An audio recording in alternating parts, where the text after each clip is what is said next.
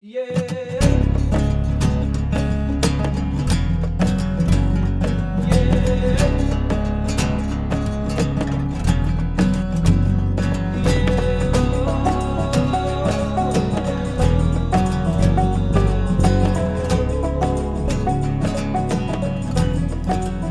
Welcome to this week's Into the Wilderness podcast. And we've got a podcast room now, and this is actually probably the only third time or fourth time we've used it, and I'm recording here, and Byron is recording in Africa, and hopefully seamlessly our audio... Yeah, I'm not in the podcast room. Yeah, he is not in the podcast room, and hopefully seamlessly our audio will sound like we're in the same room. That's the plan. Yeah, except for the fact that the room that I'm sitting in, there's lots of farm noise, because I'm sitting in the farm office at Mount Tetra Safaris in Namibia, and every now and then a lorry comes past and drops something off, and people are in and out, so it maybe won't be quite as quiet as yours.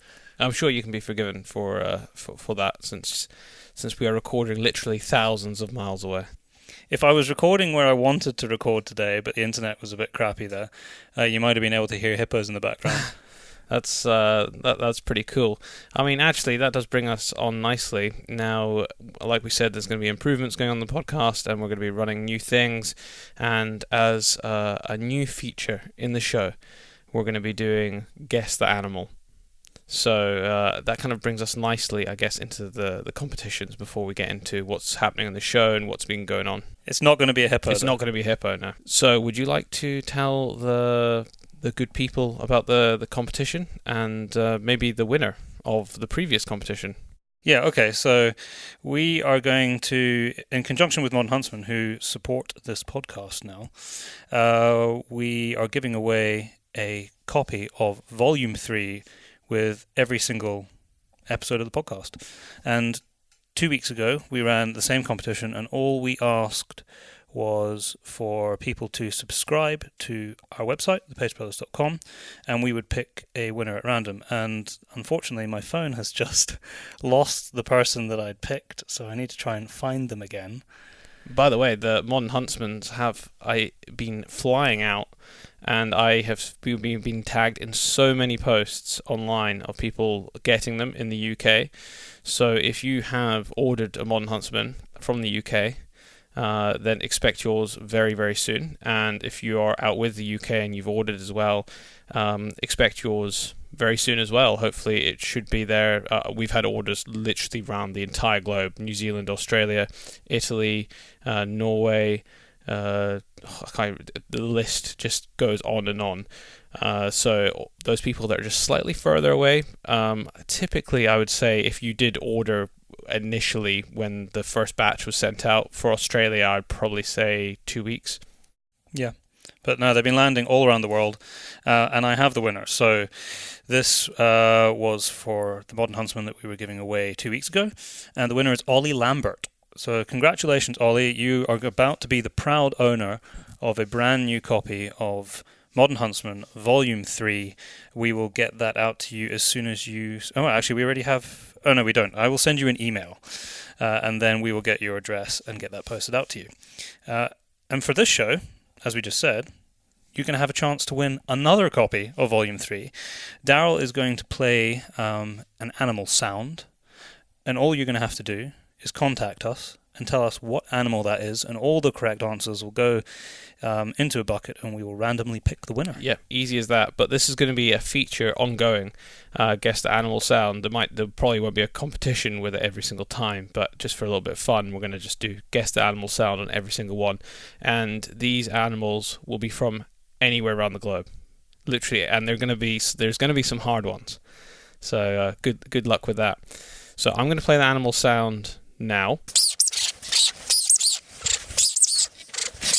And now that you've listened to it, all you need to do is, with your guess, podcast@paceproductionsuk.com, or if you are Instagram or Facebook, then just sling us a message on there as well. I'm sure we'll get up it on the Instagram stories as well, so that you can just message us on there. Has everyone been enjoying the little snippets that we've been giving you on the Instagram stories? And if you don't know what we're talking about, what we're trying to do with every show is give little insights as to what the show is about by putting recordings on our Instagram story, just to give a flavour of what the interview is that we've just done and who's been on. Well, I think a lot of people have been watching them. We've had a few comments, so tell us what you think. I put some up today, and there's been quite a few people saying, well, particularly the Levison Wood one, which was 2 weeks ago, that it was one of the best podcasts we've ever done.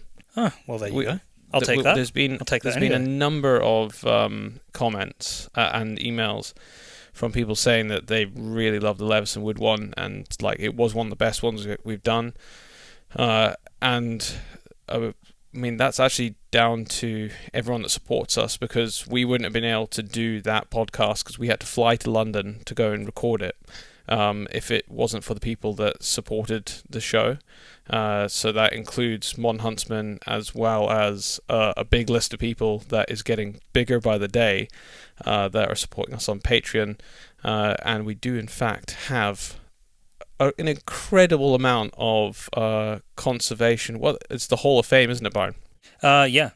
So the top tier. The top tier on Patreon. And you've got So if you don't know about it yet, just go and look up the Pace Brothers, or just Google the Pace Brothers Patreon, and it's the first thing that pops up, and you'll be able to see the sort of the different tiering system for how you can support the podcast. There's everything from, I think, less than $5 to $25 and above, and you get different things for every tier. And in the very top tier, along with hats and T-shirts and signed prints, you get your name shouted out on the podcast, which Daryl's going to do now, just to say thank you to everyone. Well, thank you to everyone who supports, but a big thank you to our top tier supporters who are. Well, I was just going to say, it's been insane. In the space of the last 2 days, we've had another 3 top tier supporters, and we've been absolutely blown away. We never expected people to support the show in such a generous way. And this goes all the way to people that are giving $1, $2, all the way up to the top tier, which is $25. We have to work in dollars because it's an American site. But it really does mean that we can do shows like we just brought you 2 weeks ago, where we had to spend £200 on a flight to go to London, record the show, and it means that we can do these things.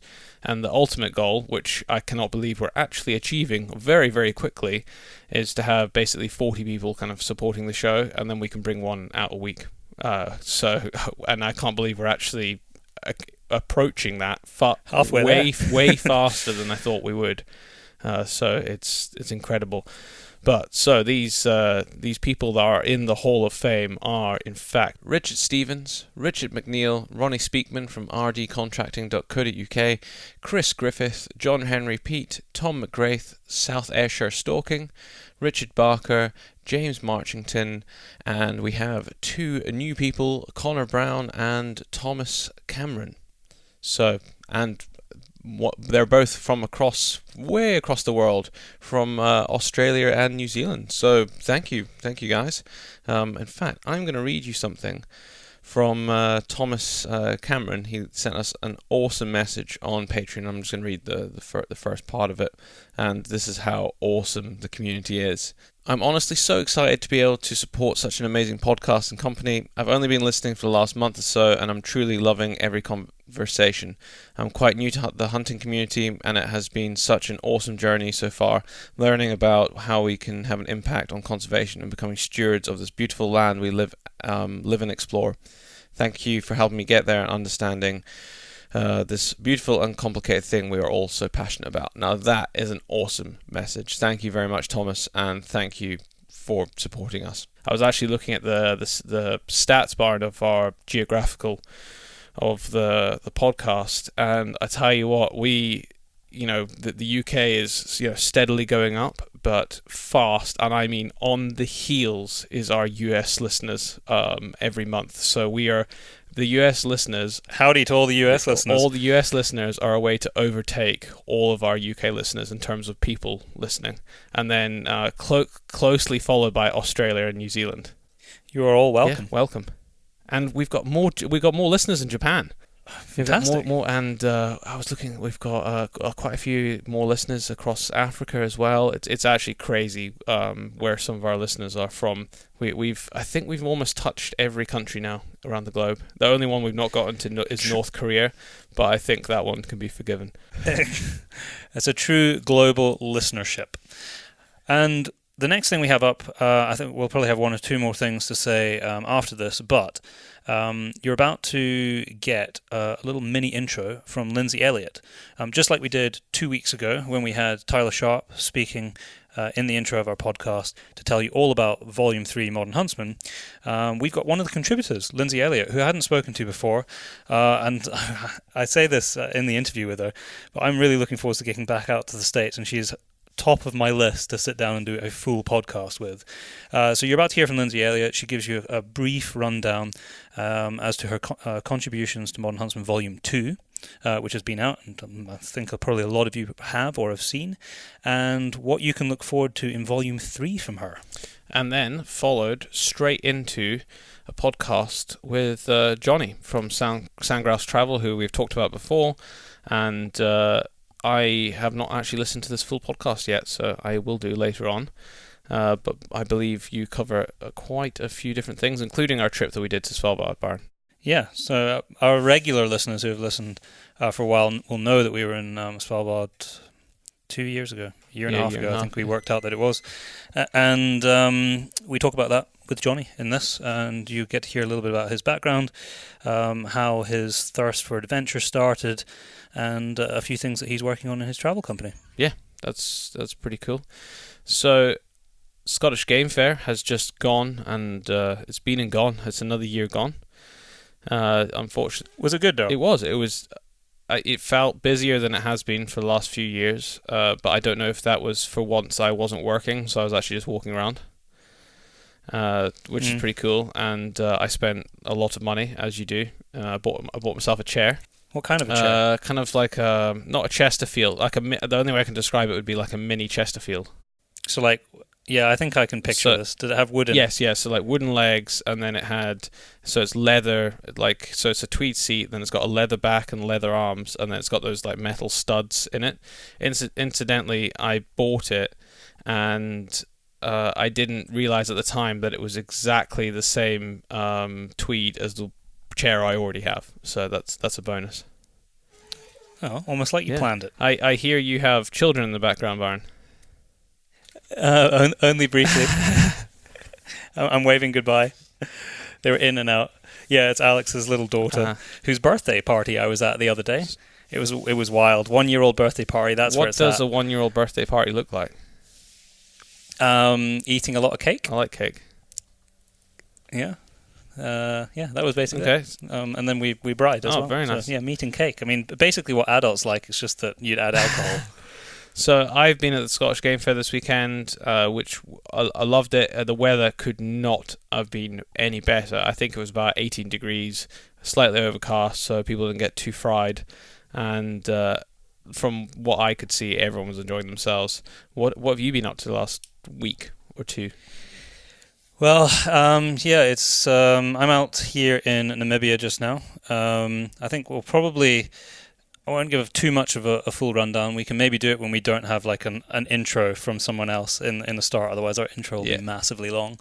But just gathering the beginnings of the story for this new project, which we are involved in, relocating elephants from Namibia to the Democratic Republic of Congo. So that the date for us moving out, as with most things in Africa, keeps getting pushed out like a day and then another day and then another day, because we're waiting for a boat to come back from the Congo back to Namibia for these elephants to be put on the boat before they can be taken back up again. But it has sailed now, so it is on its way. So things are really starting to happen. I have been most of the time, apart from the first couple of days, seeing grandparents and relatives in South Africa. I've been here in Namibia at Mount Kilimanjaro safaris, where the elephants are being relocated from. It's the same place I was at 2 months ago. And in fact, the podcast that you are going to hear in 2 weeks' time from when this goes out is with Alex, who this is his place that we're in, that he runs along with his wife and his mom. So you'll get a really good insight as to the place that I'm in 2 weeks when you hear the podcast that Alex and I did. And we actually recorded that 2 months ago, but because we've had so many podcasts in the bank, we're only just getting to putting it out now. Yeah, well, maybe I imagine there'll be some more podcasts coming from that part of the world over the next few months. Yeah, definitely. I'm going to try and do some one or two in the DRC themselves with the vet and the people involved in this project, and maybe even some of the government officials up there. And then I've been frantically pulling contacts together from different places in different countries that I know that I'm going to be in to try and arrange some good interviews and podcasts with people, and that's all starting to come together now. So there'll be lots of African conservation, as well as I think some more stuff on elephant hunting topic, which is nothing really to do with this project that we're involved in now in terms of documenting, but I think that'll come up as an interview with some people who really know what's going on in the ground in Botswana, so that should be interesting. It sounds like we've got an exciting few months of shows ahead of us. We do, and you know what? I was looking the other day, because I've got all the podcasts that are in the bank with me here, is I think we still have like 5, and there's a couple from the States that haven't even gone out. We've got an amazing one with Jack Evans, which is quite a long podcast, and Jack is also a contributor of Volume 3 Modern Huntsman, where he writes about grizzly bear delisting. This interview with him, which will be in the next 2 months, I guess, when we put it out, is much more about his background. So if you've read the article, this will tell you a bit more about him, which will be cool. And we also have one with Brad Christian, which I'd completely forgotten about, from Sitka. That was like right at the end, where our minds were fried by the end of the trip from the States. Yeah. And I also managed to, literally the day after I landed in South Africa, I caught up with Dr. Ray Jansen, who is the director of the African Pangolin Working Group, who a lot of you good people who listen to this podcast contributed to the auction to raise money for that group, where we took thermal and motion cameras out to them. So I do a really great interview with him. I mean, what a fantastic guy, really, really interesting and fascinating to hear his take. Firstly, following on from the pangolin conversation that we had with Francois, which was really well received from people who listened to it. But we go from that and we talk about just general conservation globally and in Africa, the rhino horn trade, the opening of elephant hunting in Botswana, even bird hunting, and how bird hunting in South Africa is saving and conserving areas. So I'm really looking forward to bringing that to everybody. That sounds awesome. But I think that's it for me, Okay, Darryl. well, we will, I guess, jump straight into the short intro with Lindsey Elliot, and then with Lindsey, and then we'll head into the show with Jonny. Enjoy the show. Lindsey, welcome to the Into the Wilderness podcast. Thank you for taking the time out today to be part of our intro as part of our partnership with Modern Huntsman. Volume 3, I believe, is in someone's hand. I saw Charles post today, and he had Volume 3 in his hand, and I believe that in the next 2 weeks, they'll be being shipped out of the UK. In fact, by the time this podcast goes out, they should be in the hands of people in the UK. But you came into the Modern Huntsman family in Volume 2, I believe. How did you first connect with Tyler and the guys there? Yeah, thanks so much for having me. I'm equally awaiting the postman to see when Volume 3 is going to pop into my mailbox, so I can't wait to see it this week. I first got introduced to Tyler and Brad not too long after their Kickstarter for an article in Volume 2, and at the time I was working on a citizen science project here in Salt Lake City, Utah, which I'm actually still a part of, but they picked up the story for the contribution that citizen science is making in public lands management, because that issue was all about public lands. So it was really cool, and actually to date it's the most successful citizen science project on record, and we're officially in year 2 of the research. But the article that I was fortunate enough to be able to write for Volume 2 was all about how human development and interaction is affecting wildlife, because we actually have the largest wildlife-urban interface in the U.S. here along the Wasatch Front in Salt Lake City, and more people visit the National Forest connected to Salt Lake than all 5 of the national parks combined in Utah. So incredible. We see a massive amount of visitation. And what we're trying to figure out right now is how to plan for population growth and development in a way that puts the least amount of stress and pressure on wildlife. So the project itself is made up of, 200 different camera locations, and there's a team of volunteers, and we go out basically all summer long and monitor and move these motion censored cameras that capture wildlife in their particular corridors. And what we're trying to do over the course of a 5-year period of time is find the places of the most highly dense species, find all of those zones, and then be able to go to the Utah Department of Transportation and the different development groups in the area and say, okay, let's develop here and not here for this reason, or let's have trails here and not here for this reason. And what I love so much about the project is that,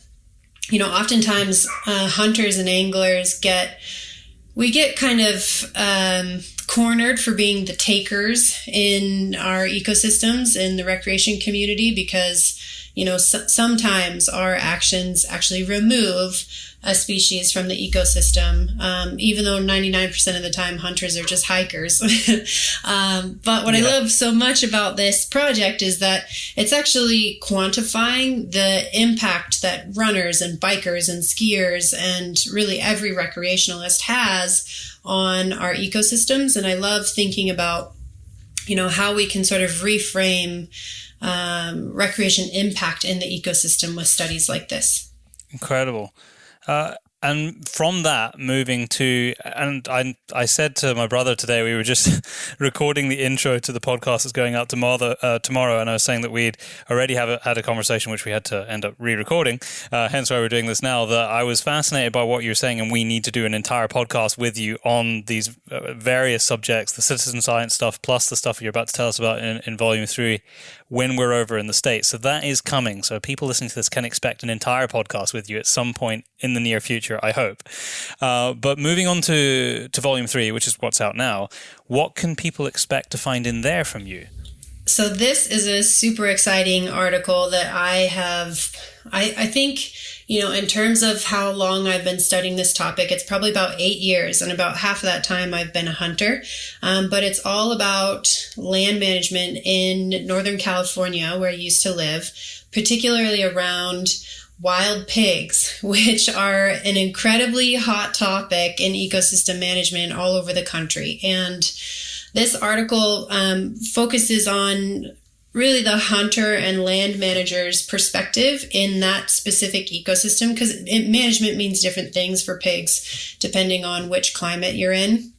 But what's so fascinating about pigs is that they're sort of villainized, like we love to hate them, and they're not in anybody's hunting category particularly. And so I was super grateful to Tyler for picking up this story, because it's a bit odd and it doesn't really fall into a topic that most people want to acknowledge or dive into. But a group of us in January, we went out on a hunt really over New Year's, and it was a really unique group of people. There were foresters and hunters and restoration grazers and all sorts of people. And we were going through the landscape looking at what is typically viewed as degradation by these pigs, and thinking about the historical management of that particular ecosystem by the Pomo Indians for the last 15,000 years. And we're looking at,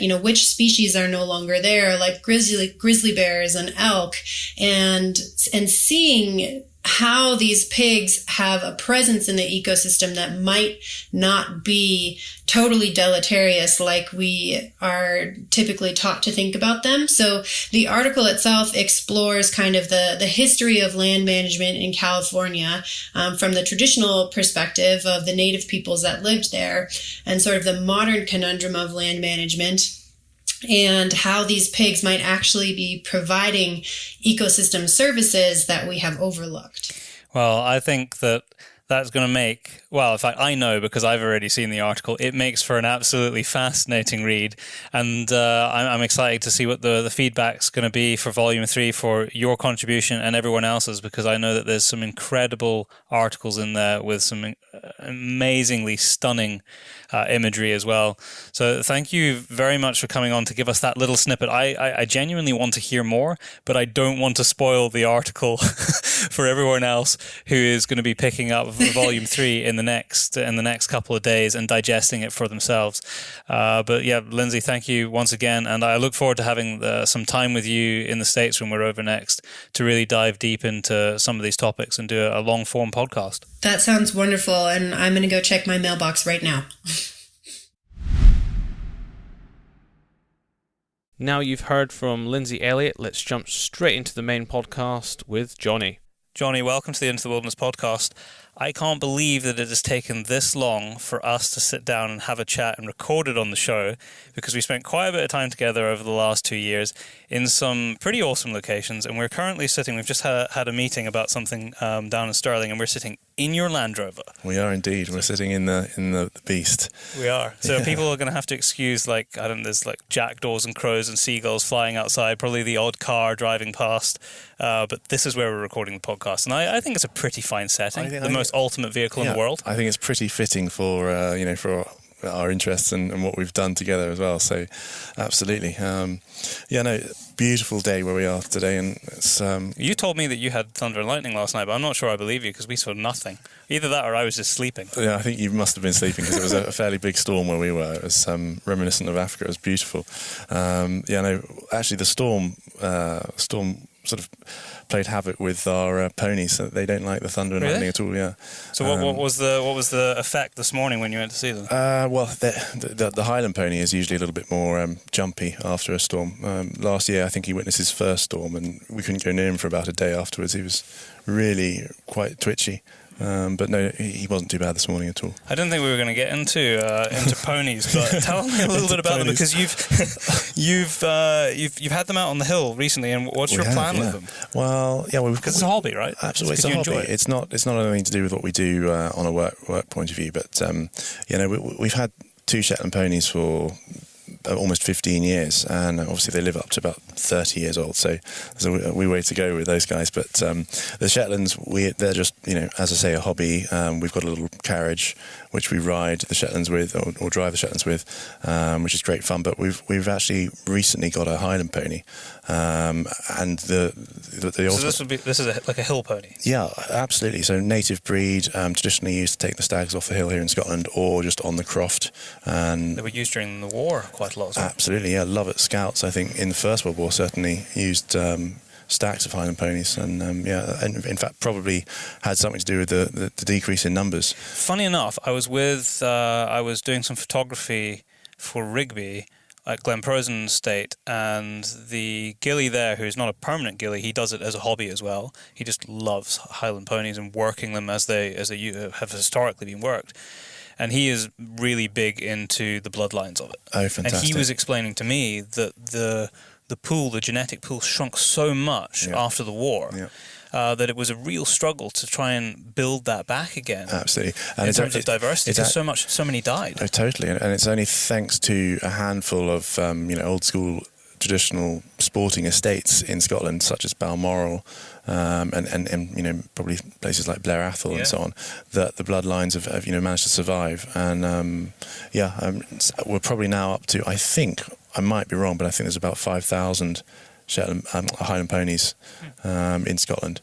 So it's not a great deal. It's if people haven't seen a Scottish hill pony working, like in their natural environment, doing what they've done for hundreds of years, it is the most incredible, magical experience. It's totally magical. And the other interesting factor is, it's almost as if they have, well, they must do, but they must have some kind of DNA memory, because our 3-year-old gelding, we've he spent most of his life as down in the straths in a paddock, but we've taken him out recently up into the mountains properly, and he's just like a duck to water. He's going through bogs, he's negotiating burns, no problem at all, and he's they're known for their sort of calm methodical approach to facing a problem, and they're quite bulletproof, really. And all sorts of things from that would normally intimidate or frighten a horse or a pony, they take in their stride. They're a fantastic breed and very low maintenance for us as well. Up here in Scotland, it's bitterly cold in the winter, as you can imagine, as you know. And there's no need to put rugs on them or anything like that. They just become like woolly mammoths and take everything in their stride. Yeah, they're pretty hardy, aren't they? Very hardy, and just a lovely temperament. They're what's called kind-eyed. And what does that mean? I think it just as it sounds, they just look sweet and kind and are very friendly and actually. It's true. Yeah, it is indeed. Yeah.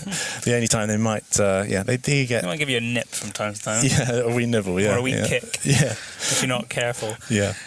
So I thought we were going to start talking about travel around the world, and your history was talking about hill ponies, but I think it's fascinating. Well, you actually asked. Our actual plan with our Highland pony is to train him up to carry grouse panniers. Oh, of course, you mentioned this to me. Yes, and obviously that's a sort of very traditional task and job for a role for the Highland ponies. But our vision is to not necessarily just put grouse in the panniers. It would be to laden them up with a decent picnic and a bottle of champagne and go up to the hills and do that with our clients who are visiting Scotland. So. That sounds like a mighty fine idea. You take the food onto the hill, and once you've eaten and consumed it, you take the grouse back down. Exactly, yeah. Sounds perfect to me. Yeah, and no, that's the ultimate plan. But, the scope is endless with a Highland pony. You can do multi-day treks in the Highlands and, almost sort of mirror backcountry riding that you would get in the States. Go out and bivvy on the hill. And you can tie them up or, sort of leave them to it for the night, and the next morning they're still close by and get on and do another 20, 30 miles. Well, when you end up doing that, I think we need to make a plan, because that sounds amazing. Yeah, absolutely. Yeah, that's... Bring a bit of that backcountry to Scotland. Yeah, well, there's so many old droving roads that are out there that are still passable, and it's probably quite possible to travel still the length of Scotland and only negotiate a few roads. That would make a brilliant story. Yeah, absolutely. I just finished a book, and forgive me, I can't remember the name of the author, but it was written in the 60s, and he bought a Highland pony in Fife and then rode or walked with this Highland pony all the way up to John O'Groats and then along the top of Scotland and then down, ended up selling it to a crofter on the Isle of Mull. But that took him about 6 months, and he walked 30, 40 miles a day. But by the end of it, it was up to 40 miles. But initially, stamina-wise, the pony and him could only manage about 20 miles a day. But yeah, it was quite an insight. I love stories like that. A real insight. And the pony got stuck in bogs, and he thought, gosh, this is it. He's up to his waist now in the bog. It's like the never-ending story. It'll all be over. Yeah. So I'm trying to work out where we first met. You came and saw us at Scone, the Scottish Game Fair, quite a few years ago.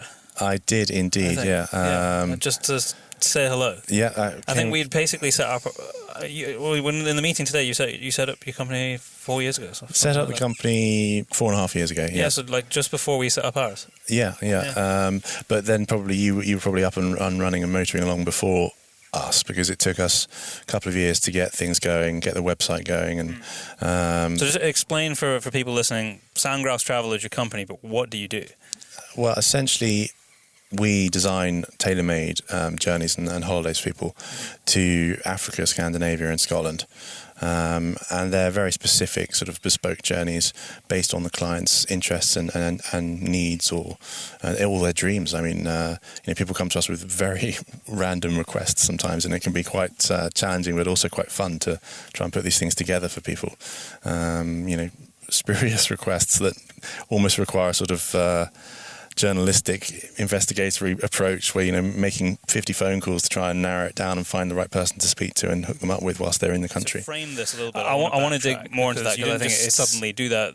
Tell me your kind of backstory. Life, I mean, even to the extent of your sort of personal interest in it, because you're doing something that you love, because you love the travel and adventure yourself. Where did that come from, even before you started working within the industry? Well, it's funny you asked that, actually, because I recently was given a present by my mother-in-law, actually, and she gave me one of these old Boys Own annuals, and this thing, it says inside, it's written out to some boy wearing knee-high socks and shorts, but 1934 is the date inside it, and it's packed with amazing old stories. They're only like 2 pages long, but hundreds of different stories about all sorts of high adventure back in the day. And I think my interest in adventure and exploration stems from days, in the school library, reading, racing through all these sorts of titles and books, and willing yourself to these places. Yeah, absolutely. And I've always had a vivid imagination, so to be able to read those things, I could live it. And then obviously as you get older, and you realise you can actually go and do these things or try and recreate them, and that's always been a passion of mine. Being a country boy, I've always grown up and loved wildlife. I'd taken a keen interest in birding. That was probably my first interest on the wildlife side of things. My father taught me all the bird species in the UK when I was very young, and I'd go out and make sort of field notes and things like that. And so do you still have some of those? I do, probably, yes. Yeah, I've got some very dodgy looking sketches of woodpeckers and things like that. But no, and I still actually keep a monthly record of all my bird sightings and things like that, which is fascinating now to look back at and see. What an archive. How early the swallows arrived last year or whatever. And so tell me, this year, did they arrive early or late? This year they were a wee bit earlier, actually. But last year they were late, weren't they? Last year they were quite late, yeah. But we were only talking like a week difference. But, obviously different species arrive at different times. But the swallows do tend to arrive slightly after the martins here, or the sand martins always arrive at, a week to 10 days earlier. Which is interesting, and then swifts come in last really up here. But yeah, it's I love looking back at that and seeing. Obviously, the time of year makes a big difference, and where you go, of course. The west coast of Scotland, I think in May I saw about 46 species, which is fairly good, for somebody that's glued to the office chair, quite a bit, and to get out and see things like hen harriers and things like that is wonderful. Yeah, it's. But so my interest in exploration and travel came about through reading as a kid, and then after university I was at the Royal Agricultural College where I studied land management. So again, sort of always knew in my mind I was going to have where that direction's chugging along all in the same way. Yeah, exactly. And even at school, I set up at school the ferreting club, and really? So yeah, my idea was a far better thing to do on a afternoon than running around the athletics track would be potentially to go out ferreting and get some rabbits. Exactly. And that's what we did, and we would obviously sneak a 4-pack of Foster's Lager out. And so it was maybe an ulterior motive. But no, those days were glorious days, and that extended through to going on to university, where I had the idea of doing land management and essentially wanting to go on and become a factor of an estate here in Scotland, because I could see the benefits and perks of that lifestyle. As a young boy, I realised that. But then didn't decide to go down that road, and ended up going straight to Africa after university, where I man after my own heart. Yeah, absolutely. And the pull of Africa, but and certainly once you've been, that pull remains and keeps reeling you back in. It's the first thing I say to people, because we arranged a hunting trip there for some clients who had been on our wilderness hunts here. And my only warning to them was, apart from giving them a very short list of stuff they needed to take, was, I'm warning all of you that if you go on this trip, you will always feel the need to go back. Yeah, absolutely. So don't forget that, because it'll be with you forever. And I'm almost sorry, because nothing will ever be quite the same again. No, and they all came true. back, and they emailed me like a couple of weeks later. It's like, how you said to us before you left? I said, you were absolutely right. Yeah, it's so difficult to sort of describe why that is the case, but certainly it's the case. It's one of these intoxicating places, and I think perhaps the fact that humankind originates from there. Maybe that's part of it. Maybe some kind of deep psychological thing, but no, wonderful thing to do, to go and spend any time in Africa. And so what were you doing there? So I went out to visit some friends and realised, hold on a minute, this place is fantastic. I do have a family connection with Africa. My great-grandfather emigrated to Cape Town, and so he obviously had the vision, and in a weird way, when I'm in Cape Town, I sort of have that in the back of my mind, and it's nice to know that my great-grandfather was there and probably knew of the Mount Nelson Hotel back, those sorts of things. And that personal historical context is so beautiful. And sometimes, especially if you know that you've got family back there, sometimes you will go places and you only find out afterwards that there is a historical connection there. And that's happened a few times to me in Africa, and I don't know whether it's just my brain telling me that you feel more there. And in a way, I don't even care because it just feels good. But it's nice. I totally get that, and obviously the imagination can run wild, and you can imagine the paddle steamers coming in and out of Cape Town Harbour and so on. But yeah, so emailed a lot of game reserves when I was about to leave Africa, having stayed with my friend and had a wonderful time, and I realised, hold on a minute, this is where I need to stay. I need to put some roots down here for X amount of time and work out a way of staying in Africa. And so, as I say, emailed a number of game reserves, and a handful got back to me. Most of them were sort of, no, sadly we don't need anybody, but one of them was, one or two of them were, we need somebody to come and help out on the lodge. So I said yes please, and that was me there for almost 2 years. It's a long time. I didn't realise it was quite that long. Yeah, it was. It was just a magical period of my life, and it's something that I'm now fortunate enough to sort of revisit in my memories from time to time as well, because I think it's important that you can go travelling a lot in life and you can do all these wonderful things, but sometimes it's nice to sort of sit down and have almost alone time and go back to these places in your mind, because if you don't do that, then what's the point in going to these places in a way? When I'm having conversations with people about sort of life direction, when you're having those deep and meaningful chats, at the end of the day, when you're old and sitting in your armchair, all you've got is the memories of the things you've done. Exactly. So it's so important to firstly create great memories, but secondly remember them. Yeah, and to take the time to remember them, because that's my worry actually, on a sort of rant for 2 seconds about digital information, and we've all got thousands of images on our memory cards and on our clouds and things, but actually, how often does the average person go back and look at those things? And whereas the old school photographs that you print off and look at the album, that's a wonderful thing. Yeah, and I think it's there forever. People, I personally need to make the time to print off some of these wonderful photographs. It's a good habit to get into. Like once a year, end of the year, when you've got a bit of downtime, things are winding down for Christmas, New Year.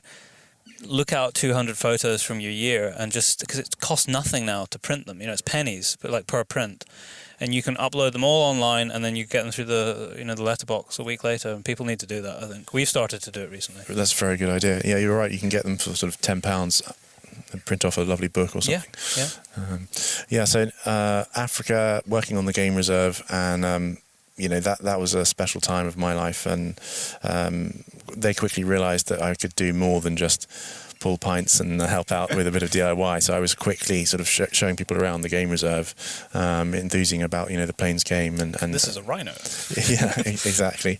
Don't get too close. Yeah, but so yeah, I enjoyed that. Absolutely loved it, and eventually, my time was sort of coming naturally to an end in Africa. I had to come back to the UK for family reasons, and came back. And then, with my background at Cirencester, which is land management and property, I fell into the property industry for a little while, but realised again I was going down the wrong road. I realised was that more office? That was, just the need to get a job when I came back, and I was actually in property. We've all been there.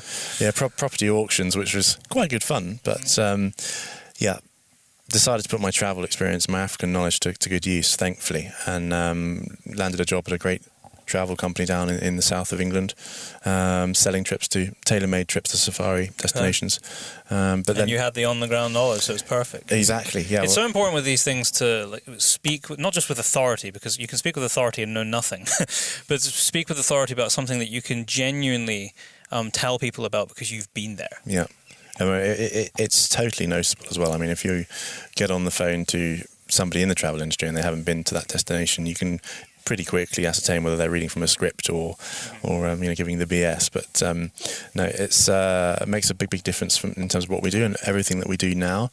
We only sell places that we know about, know the owners, have a good connection with and rapport with, and with that, we can vouch for our trips, and we know the sort of level of service people are going to get, and can also sort of tailor things so specifically to them that nothing goes wrong and it exceeds expectations, because that's what travel's about. I mean, most people are sort of short on time, and it's a big expense, and you want to get it right, and you want to feel good at the end of it. Yeah. You want to be. It's a interesting business. I mean, you have to sort of plan it so that people are left wanting more as well. A lot of it's people management, I suppose, is it?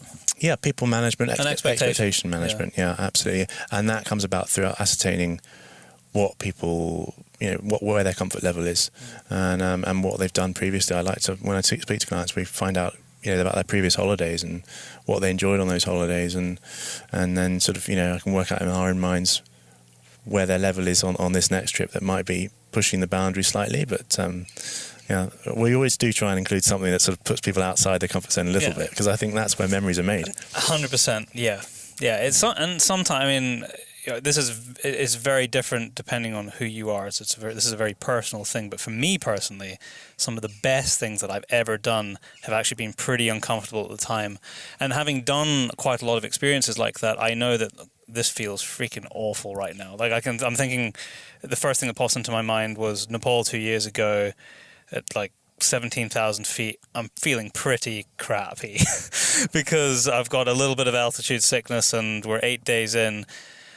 But I knew fine well, having been in similar situations before, that in a couple of weeks' time, when I reflect back on that, it's going to be one of the best experiences of my life. And it's going to partly be because it was like on the edge of my comfort zone, or actually maybe just beyond it. Yeah, no, absolutely. That's an extreme example of that, but it doesn't always have to be like that. But just, it can be anything. Maybe you don't like boats, and you're absolutely doing something that's a little bit on the sea or whatever. Yeah, and from our point of view, it's about just finding where that line is, based off previous experiences, and you can quickly ascertain.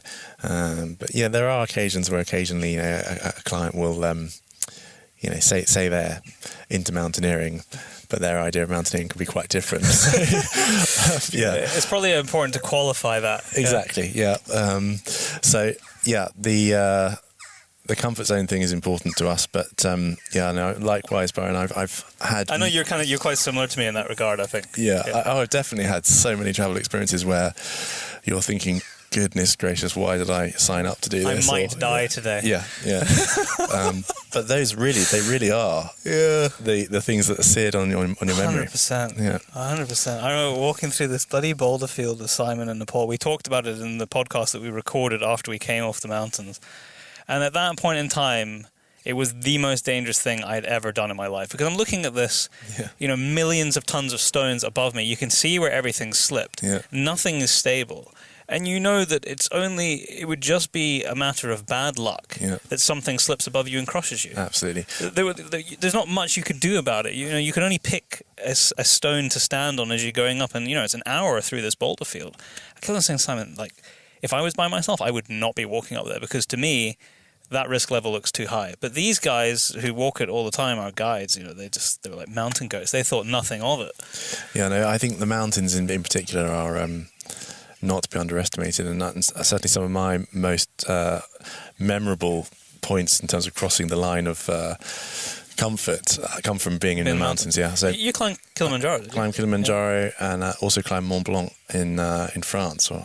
And that actually is probably my most. That's pretty serious. That's my most hairy sort of mountaineering experience. What made you go and do that? Because living in Scotland, obviously bagged quite a few Munros, and thought, well, that's a slightly larger Munro, probably quite achievable. Just slightly. But no, actually, again, sort of reading as a child about Mallory, and I know that those guys. That fire. Well, those guys, they in their tweed, they managed to climb places like summer holidays back in the day for the landed gentry and aristocrats from Britain would be pop down to Mont Blanc and climb a few mountains in the area. So did that. But I remember very, very vividly, essentially 1 foot wrong and you would be dead, and but those memories are again serious. You made it to the top? Made it to top, and was there ever a point on your way up where you thought, I actually don't know if I can do this? Oh yeah, absolutely, most of the time, to be honest. And you were obviously in an organised group that were doing it. Yeah, I was myself, my best friend, a mountain guide, and then actually another mountain guide and a client from Romania, and it was a real eye-opening experience. And we didn't choose the most obvious tourist route, which I think is called the Guta route. We ended up going up from the Cosmiques hut side, which is a fairly technical climb where you've got ropes and ice axes and crampons, and So how long's the climb from the last base camp that you leave? That's actually done in a day. The whole thing? So essentially you would have your night up at the Cosmiques hut, which is so then that morning you'd set off about 3 a.m. with head torches, which I find quite tricky actually. Walking at night with a head torch, I sort of lose my orientation and balance. But no, that was amazing. And then Kilimanjaro was another sort of high altitude thing, which is even higher, 19,000 feet. It is high, actually. Yeah. It's super high, and at the time I was extremely fit from road cycling. Sometimes worse. Yeah, and I really think it was. Yeah. You know, I was used to aerobic respiration down on the road bike at lower altitudes, and to be able to go to Kilimanjaro, and you know, I thought, well, I'm fit, I can do this. But actually, at the top of Kilimanjaro, I could only take about 3 or 4 steps before needing a break. Yeah. It's crazy. It was the one thing. It was the only thing actually about the trip filming in Nepal that I was worried about. Was at that point in time, I had no idea how my body reacted to altitude. Yeah. And there's nothing you can do about that apart from go to altitude to find out. Exactly. Yeah. And the fittest people in the world can sometimes just react very badly to it. I mean, look at, and I don't really know her story that well, but Victoria Pendleton would try to climb Mount Everest. And what stopped her, from my understanding, was the inability to cope with the altitude. And yet, absolutely, you won't find a fitter person on the planet. No, exactly. No, and that's it's only through going to those altitudes that you can learn. I mean, obviously there are things like diamox that you can take. Yeah, but, I didn't take any. Again, our guides told us I took half a tablet at 14,000. And it made me feel really crappy. There's mixed reviews all about that, but I do remember drinking tons of water and it coming out as fast as it was going in. It's weird that. No, we made it to the top of Kili, and again another one of those lifelong ambitions and achievements, which is just. It was wonderful. Yeah, it's top and crawled down. No, actually, you almost ski down because of the volcanic ash. You sort of, it's so fine, and you just sort of, it's very steep, and you just come down, and you've got your walking poles as extra legs, but you come off the mountain pretty quickly. So you descend several thousands of feet, and then you're sort of after summiting at dawn, more or less. You're back down. That must feel good. Yeah, it's better because the headaches quickly goes. They're amazing how quick it goes. Yeah. And to think Sean Conway did it in a penguin suit. What, Kili? Yeah. Really? The guy who did the triathlon of the Britain. Yes, when we had him on the podcast maybe 2 years ago. The whole thing he did in a penguin suit? Yeah, he did the whole thing in a penguin suit. Really? And he was saying that, because I mean, by his own admission, he's a bit mad. And, I mean, you have to be to do a triathlon of the Great Britain. And he said that at the time, he wanted to do something, he was obviously raising money for charity, but he wanted to do something that was just a bit out there. And he nearly didn't do it in the penguin suit because he didn't want to diminish the challenge of doing it for all those people. It doesn't matter how you do it, it's still tough. Absolutely. And he didn't want to make it look like he was taking the piss because he's doing it in a penguin suit. He did it in the end, and I think it came across fine, but it was on his mind. Like, he didn't want that because that's not why he was doing it. He wasn't doing it to take the piss out of people. He was doing it because he's just a crazy guy. Yeah, he just thought that would be more fun than yes. And of course he's got great pictures of himself at the top of Kilimanjaro in a penguin suit. But he could have done it as Forrest Gump, as he does run around. He basically is Forrest Gump. Exactly. In the nicest way possible.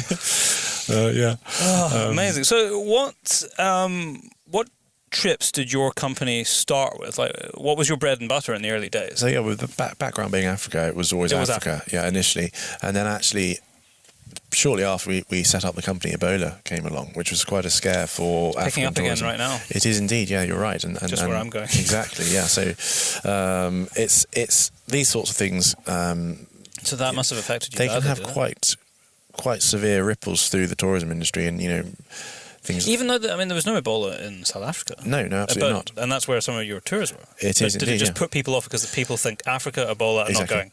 Well, sadly, a lot of people around the world think Africa's a country. So if people think Africa, Ebola, they think, well, gosh, we can't go to anywhere. Namibia, even though it's several thousands of miles away from where it might be. But so that came along, and thankfully at that point in time, I was already diversifying into selling trips to Scandinavia, which is another area of obvious interest for us. What a great place! Amazing place, and obviously completely different to Africa, but at the same time on a par in terms of experiential travel. Wonderful sort of adventurous experiences, equally sort of lovely luxury lodges and properties and cabins. So made a great deal of sense for us to start selling trips there as well. So what kind of things could people do with you in Scandinavia that you've taken clients on before? So in Scandinavia, I mean, it's mirrors to some degree how an African trip would work, in the sense that, you know, people are meted and greeted and taken great care of, and have transfers all organised for them. They're staying in wonderful lodges and camps that are often extremely, well, completely unique. You know, one-of-a-kind properties such as, you know, tree hotels and teepee camps in the middle of the pine forests in the middle of nowhere. So yeah, people, Northern Lights trips, snowmobile safaris, dog sledding trips, whether that be a single day or multi-day trip out across the tundra. So these sorts of things, and there's bucket list stuff really, but it goes beyond just sort of, you know, box ticking and saying, right, I've had my half day with a dog sledding guide. It's what we try and do is hook somebody up with somebody that's very much a local, so it's very authentic, and they might meet a dog sledding guide, but on that day they might sort of hook up with a reindeer herder, you know, take the dogs all the way out to somebody that's herding their reindeer across the tundra and living out with the herd and following them in a nomadic style. And these sorts of experiences, you know, that's when people come back home and they're like, wow, that was just amazing. I feel like I've really understood and experienced Scandinavia. And I think it's so important, and I've mentioned this before on the podcast when I've been talking about, you know, places that I've been, is that the best experiences that I've had have been actually when I've not been a tourist. I have been with local people who have ended up being my friends, you know, over years of doing business or filming or whatever, and you get a real feel of the place. And I know from, you know, trips that you and I have been on together, like that's your aim for your clients, is to deliver something where you're more than just a tourist. Yeah, and actually, you know, the industry, with us getting sort of quite bizarre requests sometimes from people, it's a flexible and interesting industry. I mean, I'm able to sort of really think outside the box and hook people up with off-market experiences, in a sense. You know, you know, I might know somebody... Things that aren't in the brochure. Exactly. I might know somebody that, you know, lives because they love it themselves for a few months of the year in a cabin right in the middle of, you know, the Norwegian forest. And because I know that person, I can you know, send a client there and they can have an experience that you just can't find, you know, on the Rough Guide website or whatever it might be. So that's really what we're all about, and we have that concept in Scandinavia, in Africa, and also here in Scotland. And we do some amazing things in Scotland as well on a similar sort of ethos. I want to talk about our home country here in a minute, but before we get to that, Svalbard, because that was the first sort of trip and journey we did together, and it was it 2 years ago? Yes, it was no, it will be 2 years ago in March. 2 years ago in March. 1.5 years. I was going to say, surely not that much time has passed. No. I mean, a place that I knew the name of at the time and knew where it was. Well, most people know of it perhaps more as Spitsbergen. Exactly, yeah. But I never thought I would have a reason to go there other than I wanted to go there. And then you came up with this amazing idea that we should go there and film and create some content around your ambition to take clients there. Yeah, absolutely. And you know, since that film, we've gone on and had a number of clients go up there and enjoy multiple day expeditions.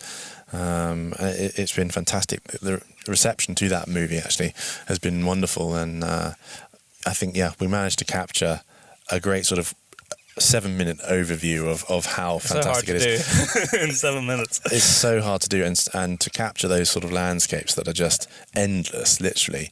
To give some perspective, I mean, if you're imagining Svalbard, the archipelago, it's, you know, an area probably a wee bit bigger than Scotland, with one main settlement as the sort of hub for everybody, which has only got sort of maybe 1,500 to 2,000 people, depending on the season, living there permanently. And beyond that, absolutely nothing other than, you know, fjords and glaciers. And the odd, like, tiny settlement that tourists visit, like Eastfjord Radio. Yes, exactly, yeah. I mean, but if you can call that a settlement, those sorts of places... Yeah, it's not really a settlement, was it? Well, Eastfjord is very interesting. I mean, there's the Svalbard archipelago was sort of quite heavily of interest during the Second World War because it allowed, you know, good weather forecast predictions. And obviously with so many weather systems coming in from the North Atlantic and from the Arctic region, it allowed the Nazis and the Allied forces to predict things quite significantly and very well. With such a heavy naval component to that fight, it was really important. Naval as well. Obviously, the Arctic convoys were coming in there from America, supplying Russia and so on. So,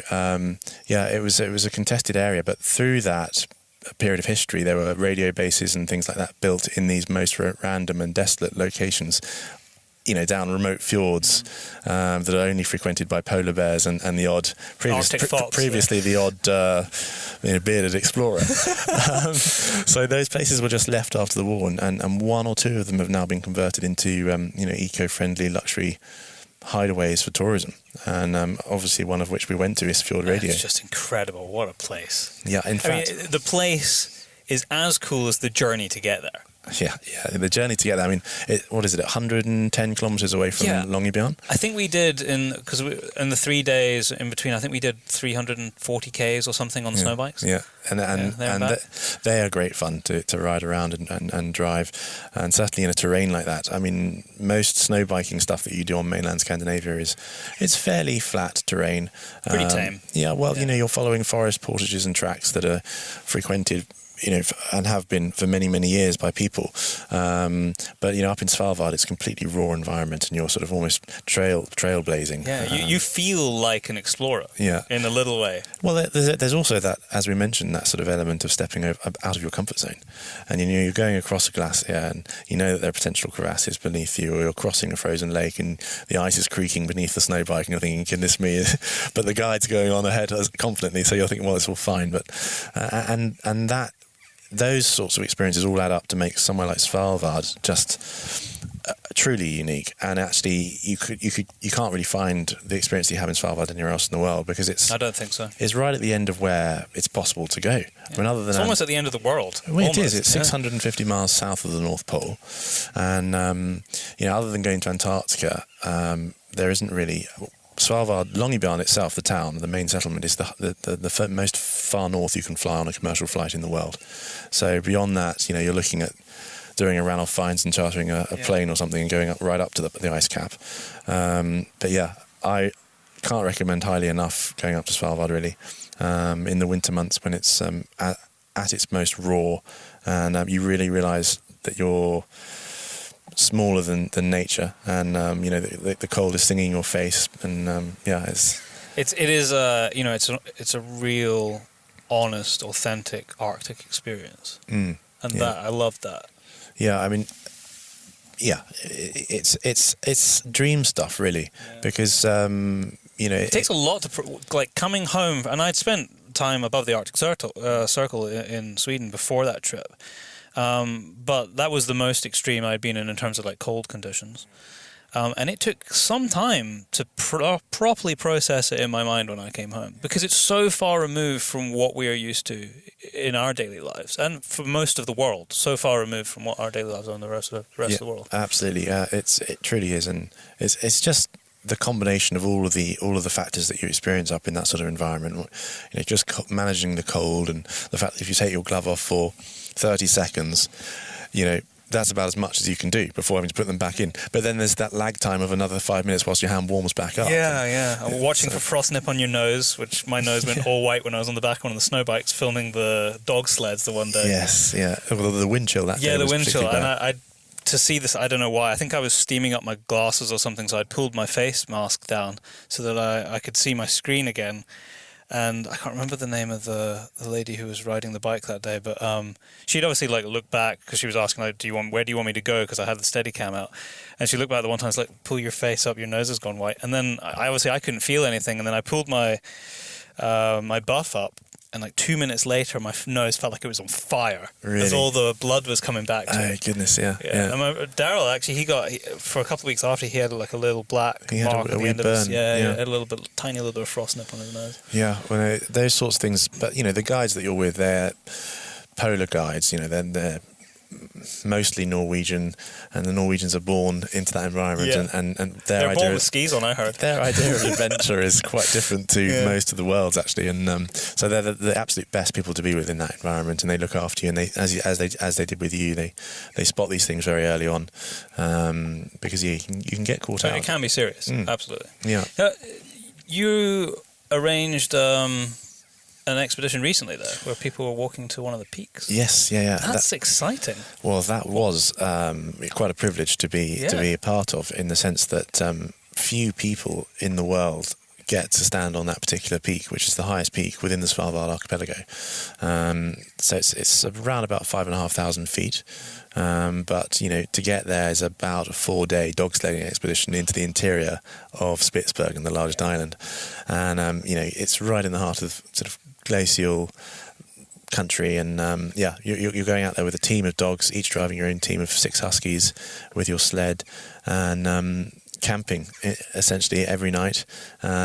At night time, you're setting up the dogs as a perimeter guard around the camp for protection against polar bears. Yeah, and they serve as the best protection, much better than any of the tripwires and flares business.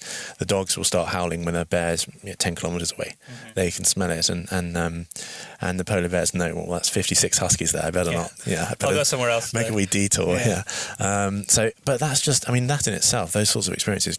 Crawling into your tent, knowing you've got 56 huskies outside in a perimeter circle staked out every 2 meters, it's amazing. And then when they start singing and howling, and then suddenly just stop, like there's a lead, conductor dog that says stop, and it then goes pan quiet, and you just hear the wind rustling the tent, and it's those experiences stay with you forever. I'm back there right now. Yeah, well, those experiences stay with you forever. And that trip in particular, they were very lucky on the summit day, because they had clear blue skies, and all made it to the summit. And two of the guys on the trip were from Harvard University, so they were really chuffed, and actually, they were doing some charitable work and took up their flags and got great photographs and things. Incredible. So we're really privileged to be able to send people to do that. I don't think no one had been up there for a couple of years. Yeah, it was at least a couple of years, because the conditions the year before weren't quite so good.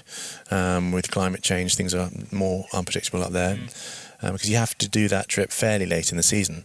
So that trip was almost back end of April. So even later than when we were there. Absolutely, yeah, by probably 6 weeks. Yeah. So you've got fantastic daylight, but more stable weather fronts on paper. But of course, with global warming, snow conditions can be a bit sketchy. Global warming is affecting the area.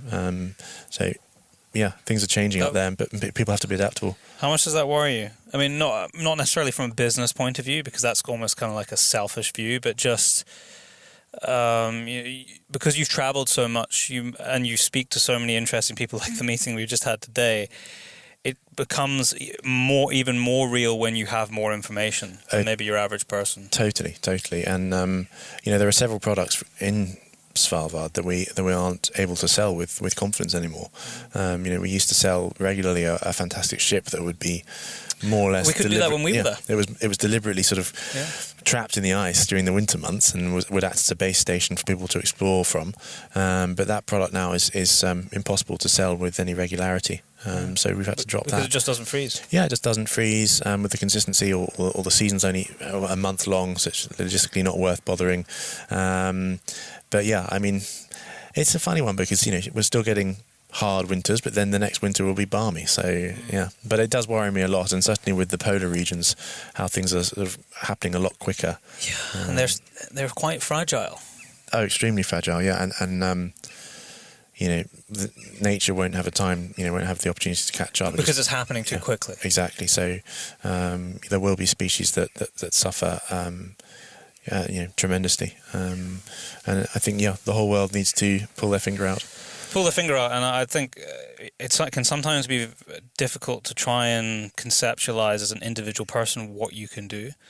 And if you feel that, I think the best thing that you can start doing is just read a little bit more, so that you can try and understand it. Yeah. Because that makes a difference in terms of the actions that you take. Yeah, it does. Even if it's not necessarily immediate or groundbreaking in terms of changing your lifestyle, it's these things sink into the subconscious, and actually over time you'll end up changing the way you operate, and then perhaps when major changes are enforced on you, it's not such a surprise, and actually you take it more in your stride. And things like the future, which will be electric cars or even hydrogen cars, these sorts of things, It's coming. Yeah, and people need to adapt to it, I guess. Even us with our old Defenders. It's going to be a hard one. It's going to be a hard one. Hopefully there'll be a replacement drop-in electric engine that I can pop into my old TD5. Yeah, some Land Rover specialist which will be a TDE by then. Yeah, exactly. Yeah. Back to Scotland. Yeah. I mean, this is something Daryl and I talk about probably like in every second podcast, how easy it is to take for granted what is on your doorstep, because we live in a freaking awesome country in the world. We do. And there's so much to do here, and yet so many people who live here never see any of it. You're absolutely right. And I think to some degree, for us, having travelled to other parts of the world a lot and realising that, when I lived on the game reserve in Africa, it was a 4-hour drive to Johannesburg, which was the nearest city. And we were 40 kilometres from the nearest road, in fact, where we were. And, once you're used to distances like that, then the idea of travelling around Scotland, it's easy to think, it's quite, it's 3.5 hours over through Glencoe to the west coast. That's nothing. Yeah. So if you get past that, even people down in the south of England, they can get on the sleeper train from London, or they can be in the car and up in Scotland that next morning. And we are very lucky to live in Scotland. Certainly with the right to roam access, we can go anywhere. A lot of people don't appreciate that. Or a lot of people here don't appreciate how important that is, or how special it is. I would agree, yeah. No, it's amazing how many local Scots have not explored their own country. But we are lucky in the sense that we have the time and ability to do that through work as well. Yeah, so. True. Now you do. I think I saw a picture that you put up the other day. It was one of your arranged trips. I think you'd been out with taking some clients up the west coast, and you've got a teepee tent that's kind of similar to us, and you were on this beautiful beach where I could see the Land Rover just in the corner there. I mean, it didn't even look like this country. It seemed so idyllic. Tell me a little bit about that small component of what I imagine was a bigger trip, because I imagine people think that kind of thing's not possible, but I mean, that's what you do. Yeah, I mean, and as you say, a lot of people messaged us after that saying, is that even the UK? Did they really? Yeah, because it does actually look like, northern Norway. Yeah. You've got the small isles, Rumegg and Muck, which are out in front, 10 kilometres offshore, and they just look like something that's rising out of, Lofoten or something, rather than the west coast of Scotland. But that little experience was a one-nighter, because those sorts of experiences aren't necessarily, beyond one night, because they're quite raw, and people like to get back and have a proper shower and facilities. Offering those experiences, it's again working on the same ethos as what we do in Scandinavia and Africa. It's getting people out of their comfort zone, doing something they wouldn't ordinarily do. They may not even have the equipment to do that themselves.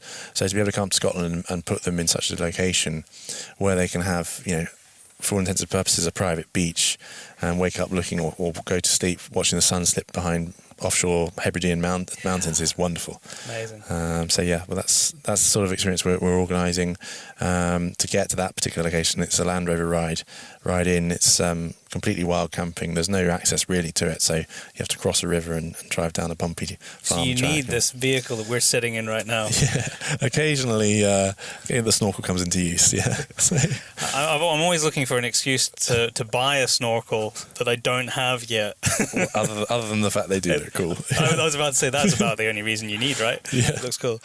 Have you got anything coming up personally, like in the next 12 months, or are you just so busy sorting stuff with clients that you're not going to have time to do that? At the moment, we're so busy we don't have holiday plans or anything like that. But every one of our trips in some way is a holiday.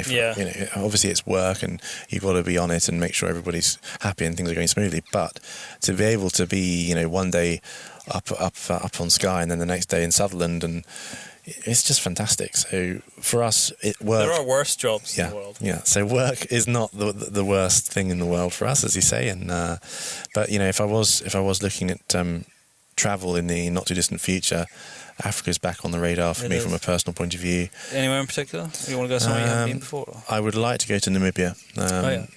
You've been to Namibia before, though? I've been to Namibia before, but I've not sort of properly explored with a 4x4 and time, essentially. Yeah, that's the thing, isn't it? Because actually, we were in Morocco in February, and we were there with a Land Rover Discovery 4. Oh yeah, I'm glad you just brought that up. I wanted to ask you about that.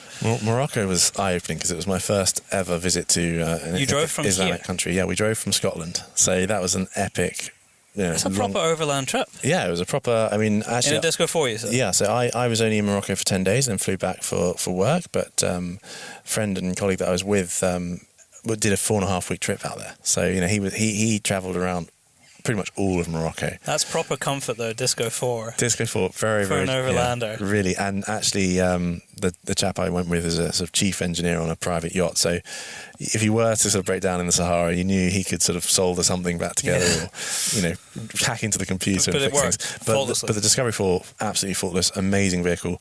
And if the rumours are true about the new Defender being, quite similar to the Discovery 4, then, obviously with more technology. But, I think I'm quite excited about that. That's a good point. Yeah. I think we know what it looks like now. Yes, yeah. Because they've got them in Kenya right now. Yes, exactly, yeah. Although still with some hidden lamps and things. But I think they look quite good. Yeah. I think get a Expedition roof rack on there, some jerry cans. Some bull bars on the front, winch, snorkel. Absolutely. Job done. Yeah. But anyway, sorry, we got sidetracked by Land Rovers. I want to hear more about your trip. Yeah. What was that? Were you looking at something, or was it just one of these opportunities that came up and you're like, hell, I have to do that? No, it was an opportunity came up, but equally from a Sandgrouse Travel point of view, it makes a lot of sense for us to be selling trips to Morocco. It sort of matches in very well with our other sorts of destinations around the world. And, we went there with the view of exploring and doing a bit of a recce on fantastic overland routes, really. Getting people off the beaten track. Because a lot of people go somewhere like Morocco and they might visit Marrakesh or Casablanca or even go down to, climb Toubkal. But to be able to sort of get into the real Morocco and take a 4x4 up, day-long off-roader tracks passing through remote mountain villages, and the Berber children run out and wave at you and ask for bonbons and sweeties and things like that. That's what a real country exploration is about, and that's what we were recceing. And we had an amazing trip. We spent a lot of time in the Middle Atlas. The Atlas Mountains are amazing. And February time, it's still still winter, so some of the passes were only opened that week before. So we were at points sloshing around in mud/snow, and it was really quite exhilarating stuff. And then beyond, going further south from the Middle Atlas, we pushed down into the northern Sahara and ran along the Algerian border, which was quite snow cool. to desert. Yeah, snow to desert, and -5 degrees up in the Atlas Mountains at night, to nice 27 degrees on the desert plain a couple of days later. And driving through the Sahara, we were following some of the old Paris-Dakar routes, which was really cool. And occasionally there'd be... I miss those days. Yeah, that was a fantastic sort of after Christmas for New Year, wasn't it? 2 weeks worth of the Dakar through North Africa. But no, that was amazing to drive through what's called fesh, the loose sand in the desert. And we got bogged down a couple of times. And tires down. Yeah, tires down, and we had all the kit to get us out of that, thankfully. But yeah, just amazing. See camels in the desert. It's just, wild camels. Yeah, wild camels. Those experiences, again, it was so otherworldly for us, to wake up in the desert at dawn and watch the sun come up. Pictures were amazing. The pictures that you put up so far just made me want to go and do a desert trip. Yeah. And I've never really been a desert person. That's just not. It's not my thing. It's not where I feel comfortable. I'm more like a jungle person. Okay. Yeah. But when I saw that, it's like, yeah. Well, it's one of those. I could do that. Again, I think you're pretty similar to me, Brian, in the sense that you've probably read stories about Lawrence of Arabia and these sorts of people. We've just been interviewing Levison Wood 2 weeks ago, and he was he's done lots of desert stuff, and I had a similar sort of feeling when he was telling us about his, and when he walked the Nile, and he's walking through the desert there, and he doesn't know when they're going to be able to get water, and that sort of edge of uncertainty with the desert and the immediacy of the very real danger if you screw up kind of makes it exciting. Oh yeah, completely. It's one of those places or habitats that is sort of intoxicating, and you've got to draw to it again once you've been there. But it's so special. I mean, it actually boggles the mind when you're in somewhere like those sand dunes and you realise how many grains of sand make up the dunes that are 200 meters high. And my brain's going to blow up. Yeah. How many? Yeah, I mean, I've never thought of that before. A lot of grains of sand. It does completely boggle the mind. Yeah. But of course, when you're there, you can't help yourself but thinking, imagine if there wasn't the sort of, political problems and war issues and things like that across the whole of North Africa. And imagine if you could just take a Land Rover and drive, from Morocco right across to Egypt, as you might have been able to do a few years ago. It's one of my great ambitions. One day I'd love to do that. And I'm not sure of the political situation. I hope in my lifetime it'll be okay to do that. I think you can still do it, but it takes so much planning. Yeah, planning and probably... and permissions exactly. to do that it wouldn't be that much fun, because you probably spend more time getting everything in place than you would doing the actual trip. Yeah, no, definitely. I think... but, you can create taster experiences.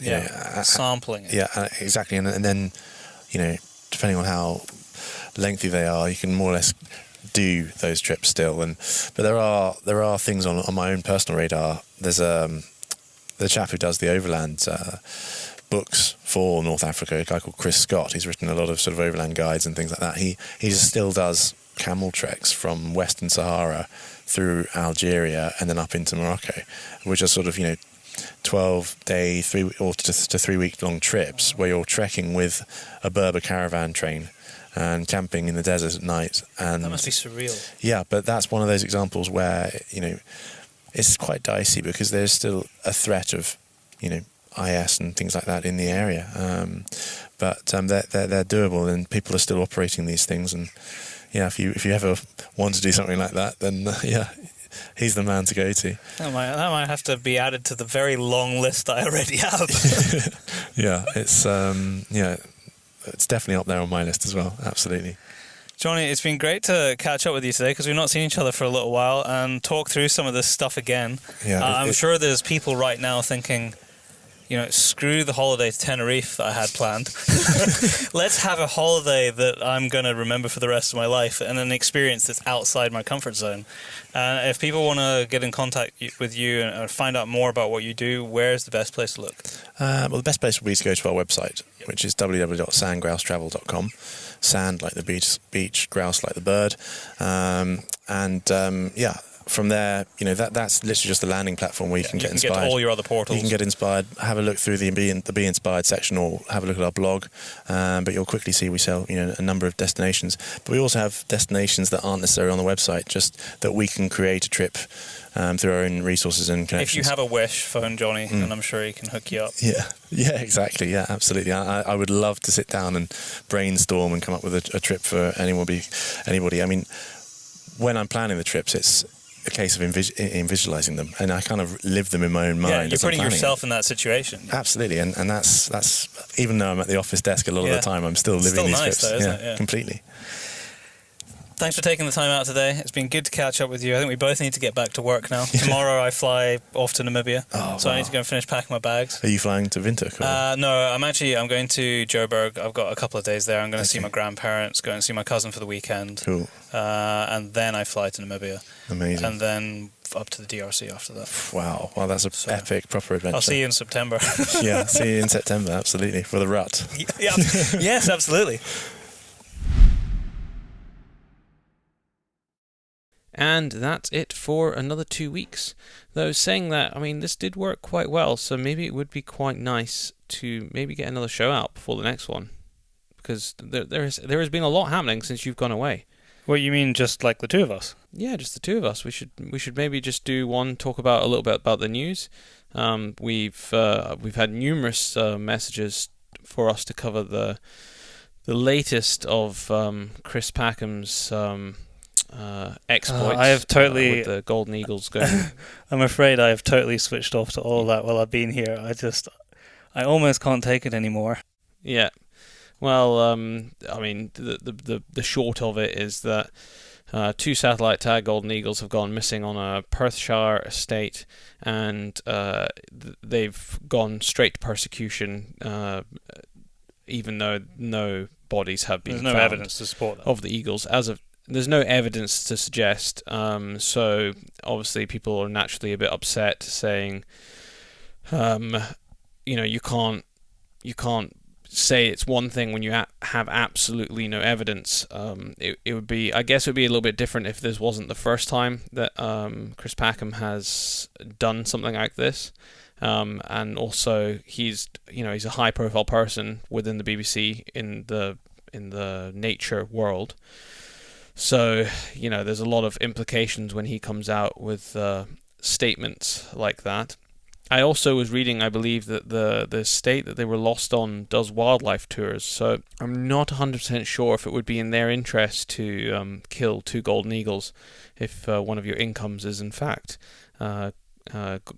looking at them. Yeah, I suppose we can talk about that and thrash it out a bit. I can read up on it. It's there's no shortage of information when it comes to that sort of stuff coming out. In fact, I did see, as much as I've been trying to avoid it, I did actually happen to see his video on Twitter where he made the statement that driven grouse shooting was finished. Yes, yeah, he did.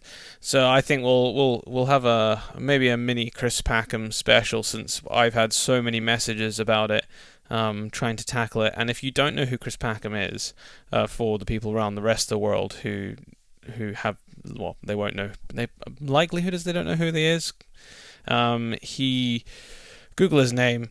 He's a presenter on a number of nature programs, including Spring Watch, Winter Watch for the BBC. There has been a number of complaints over the last few years about basically his impartiality towards shooting, hunting, basically anything that he doesn't believe in. And basically the BBC has quite strict rules on this kind of thing, basically saying you can't be that biased or come out with huge statements if you work for the BBC. But apparently he's not actually directly employed by the BBC. Yeah, he's a contractor. So he can get away with it. He's contracted. So that's how they have that roundabout way of he can say what he wants but actually works for the BBC. So it's an interesting one. I mean, yeah, it's strange when you can have someone use their position of influence and power, I guess, within the TV world in such a manner and have no consequences, considering within the UK that his wages for the BBC are paid for by the general members of the public, not myself, because I don't pay the BBC license fee. I wonder if you make broad sweeping statements like he has done with this, and I need to look into it more, whether with no evidence, which I don't believe there is any, whether that constitutes a slander, because you're basically accusing someone of something with zero evidence, which could detrimentally impact their character. Yeah, I mean, I don't know. Maybe there's someone smarter than us in terms of law that would be able to tell us that, if there would be cause for comeback on that. Maybe, I don't know. It was just something. It was just something that popped into my mind. I imagine in the States, certainly there would be, because you can sue for almost anything over there. I bet you couldn't do that in the States. What he does, just come out with a statement. Oh no, you would be off the TV before you knew it, I think. Anyway. That'll be for the next show. I think we'll try and record. We'll do a little bit more research, and maybe we can have a few snippets of his statement and everything on the show from YouTube. So that'll make it a bit more of an interesting show. In fact, I will. I'll make a show. There's been a few interest. I don't know if it's actually made it to.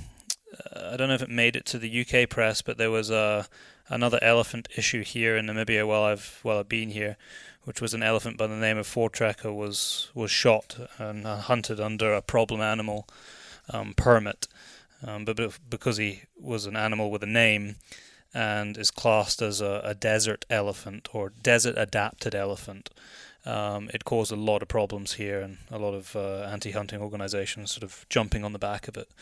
But the Namibian ministry did release a press statement a couple of days ago, which I read. I mean, I think whoever wrote it in the ministry was probably a bit angry at all the negative press, because it's a little bit of a rant. But it's an interesting one to dig into, because I think a lot of the reason that people were upset about it was, and I need to look into it a bit more, because I'm not sure whether it is a perfect scenario. But most of the reason that people were upset was because that they believed that they shot one of the last 3 desert elephant bulls, Whereas Yeah, a desert elephant isn't actually anything other than a southern elephant that is adapted to the desert. Like, it is not... So genetically, they're not different. None whatsoever. The only thing is that they have the knowledge of how to... Of the trekking. And the interesting part of it, and maybe we can maybe cover this again rather than at the end of an already long podcast, but the interesting part of it is that a lot of these desert elephants, the routes that they take to find water and food are along dry riverbeds. In the desert, and a lot of these dry riverbeds are now used as a tourist attraction for 4x4 trails. So one of the suggestions is that the reason why some of these elephants are becoming a problem is because they can't be, they're basically not being left alone where they want to be, which is in these riverbeds where there's food, and because there's people in 4x4s driving up all the time as part of like tourism trails. So yeah, it is, as with most of these things, it's far more complicated than it maybe first seems. Than it just says on paper. Yeah. Well, these are all topics that we are going to cover, and if you'd like to get in touch with the show, we always welcome emails, we always welcome suggestions, just anything. We love receiving emails from people. It is podcast@paceproductionsuk.com. And if you would like the website, it's all the W's, thepacebrothers.com, and you can get all the information there about everything we're up to, including the links for the Patreon and also different ways to listen to the podcast. I actually, today on the Instagram stories, I just sent people to the website instead of an individual podcasting app or anything, because I just thought that'd be easier for people to just find their own choice.